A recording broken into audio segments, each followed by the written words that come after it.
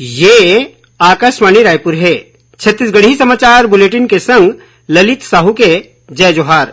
अब सुनाओ आज के प्रमुख समाचार। राज्य के स्कूल मन में पढ़इया लइका मन ला इंजीनियरिंग और मेडिकल प्रतियोगी परीक्षा में भाग ले खातिर कोचिंग देवाय जाही। परन दिन ले स्वामी आत्मानंद स्कूल ले कोचिंग के शुरुआत करे जाही।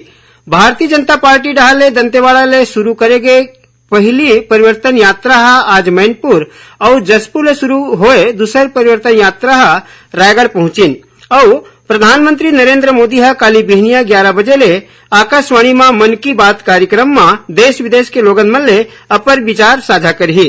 अब समाचार विस्तार ले। राज्य के स्कूल मन में पढ़िया लइका मन ला बड़े बड़े प्रशिक्षण संस्थान डहार ले इंजीनियरिंग और मेडिकल प्रतियोगी परीक्षा खातिर कोचिंग देवा जाही।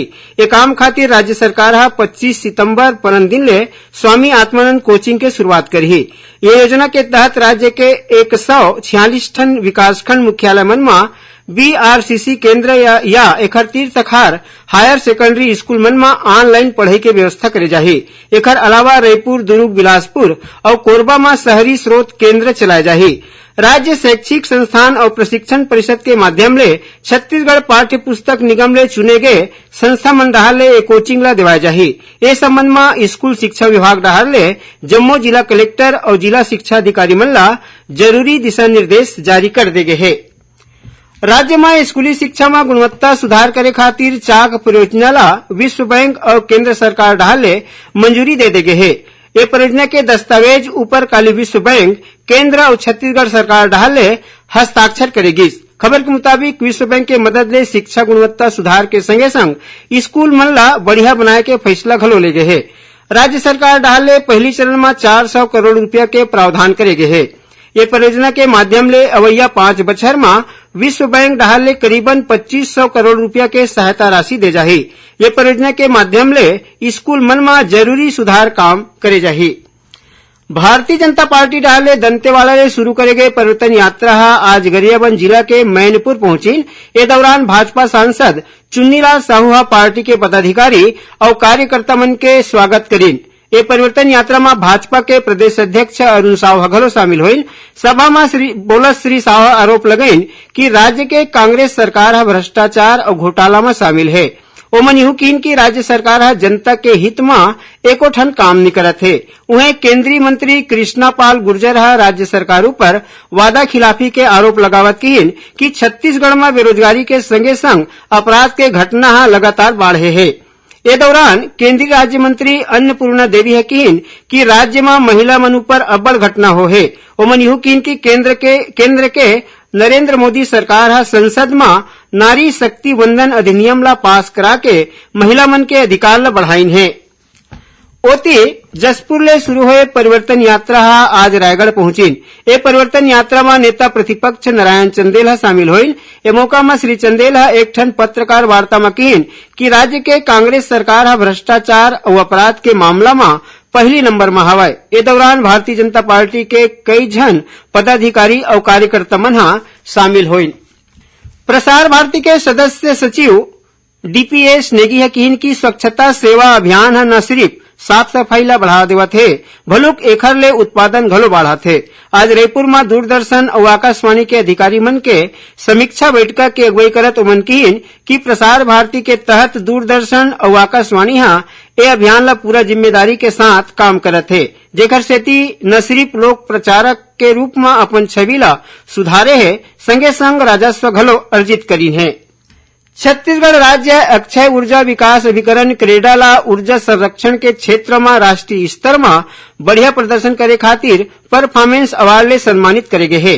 खबर के मुताबिक society of energy engineers and managers SIM डहार ले नई दिल्ली में रखे गए 8वां नेशनल एनर्जी मैनेजमेंट अवार्ड समारोह में ए इनाम ला देगीस। क्रेडा के मुख्य कार्यपालन अधिकारी आलोक कटिहार ऊर्जा दक्षता ब्यूरो बीईई उप महानिदेशक डॉक्टर अशोक कुमार के मौजूदगी में ये पुरस्कार ला ग्रहण करीन। मुख्यमंत्री भूपेश बघेल इनाम खातिर क्रेडा के टीम और प्रदेश के जनता मन ला हार्दिक बधाई और शुभकामना देन। छत्तीसगढ़ी समाचार बुलेटिन ला आप मन आकाशवाणी रायपुर ले सुनत हव। छत्तीसगढ़ के खबर ले है आपके वास्ता और खबर के विश्वसनीयता ले है हमार वास्ता। आकाशवाणी समाचार रायपुर के प्रादेशिक समाचार बुलेटिन के संगे संग हमार समसामयिक कार्यक्रम आप रेडियो के संग अपन मोबाइल में घलो सुन सकत हो। आकाशवाणी समाचार फेसबुक, ट्विटर और यूट्यूब में घलो हावय। हमार फेसबुक पेज हरे Chhattisgarh news on AIR, Twitter handle CGAIR news और हमार यूट्यूब चैनल हरे छत्तीसगढ़ AIR न्यूज। तो अब रेडियो के संगे संग आपके मोबाइल के माध्यम ले हम आप तक पहुंचत हन। छत्तीसगढ़ की हर खबर पर सुनत रहो आकाशवाणी समाचार। अब आगू बढ़बो बाँचे समाचार को ती। प्रधानमंत्री नरेंद्र मोदी हा काली बिहनिया 11 बजे आकाशवाणी में मन की बात कार्यक्रम में देश विदेश के लोगन मन ले अपन विचार साझा करही। यह मासिक रेडियो कार्यक्रम के 150वां कड़ी हरे। ये कार्यक्रम ला आकाशवाणी और दूरदर्शन के जम्मू चैनल मन में प्रसारित करे जाही। एकर अलावा एला आकाशवाणी के वेबसाइट के संगे संग news on AIR mobile app में घलो उपलब्ध कराया जाही। मन की बात कार्यक्रम के आकाशवाणी, दूरदर्शन समाचार, प्रधानमंत्री कार्यालय और सूचना तथा प्रसारण मंत्रालय के YouTube चैनल में घलो सीधा प्रसारण करे जाही। हिंदी प्रसारण के तुरतेज बाद कार्यक्रम ला क्षेत्रीय भाषा में घलो प्रसारित करे जाही। भारतीय रिपब्लिकन पार्टी RPI के राष्ट्रीय अध्यक्ष प्रकाश अम्बेडकर हकीन है कि वह पार्टी है छत्तीसगढ़ में होवैया विधानसभा चुनाव में जम्मू 90 ठन सीट में अपन उम्मीदवार मन ला खड़ा करही। राजधानी रायपुर में एक ठन पत्रकार वार्ता में बोलत मनकीन कि छत्तीसगढ़ संयुक्त मोर्चा बना के ओखर पार्टी है पिछड़ा, आदिवासी और दलित वर्ग के मनखे मन बर काम करही। महासमुंद जिला में सिंघोड़ा पुलिस के टीम और साइबर सेल के टीम रेहटी खोल चेक पोस्ट के तीर जुन्ना मूर्ति मन के तस्करी के मामला में 3 जन आरोपी मन ला गिरफ्तार करेन। ये आरोपी मन तीर ले बौद्ध धर्म ले जुड़े 2 ठन जुन्ना मूर्ति बरामद करे गए है, जेकर कीमत करीबन 2.5 करोड़ रुपया बताए गए है। बरामद करे गए मूर्ति ला 10वीं 11वीं शताब्दी के होए के पुष्टि पुरातत्व विभाग डाहले करे गए है। मिले खबर के मुताबिक आरोपी मन ये मूर्ति ला ओडिशा के अंगुल जिला के मंदिर ले चुरा के एक ठन कार में महासमुंद कोती आवत रहीन है। उही समय रेहटी खोल चेक पोस्ट के तीर पुलिस के टीम ए मन ला गिरफ्तार करेन। सुनैया मन ला बता देन कि काली इतवार के हल्बी और गोंडी भाखा में समाचार बुलेटिन प्रसारित करे जाही। ये दोनों ठन बुलेटिन ला आकाशवाणी केंद्र जगदलपुर ले प्रसारित करे जाही। ये समाचार ला बस्तर संभाग में सुने जा सकत है। हल्बी समाचार बुलेटिन ला बिहनिया 7:30 बजे और गोंडी समाचार बुलेटिन ला संझा 6:30 बजे ले प्रसारित करे जाही। प्रादेशिक समाचार एकांश रायपुर डाहले प्रस्तुत कार्यक्रम जिले की चिट्ठी के प्रसारण ला काली संझा 6:05 ले 6:10 तक करे जाही।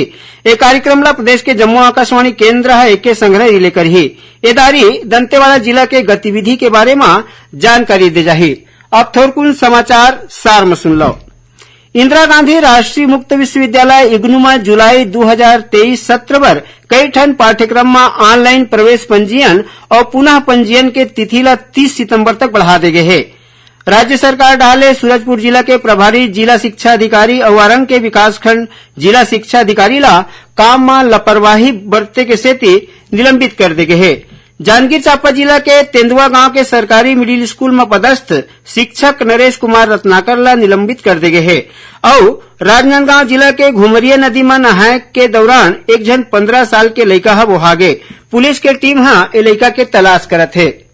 आखिर में प्रमुख समाचार एक घाव फेर।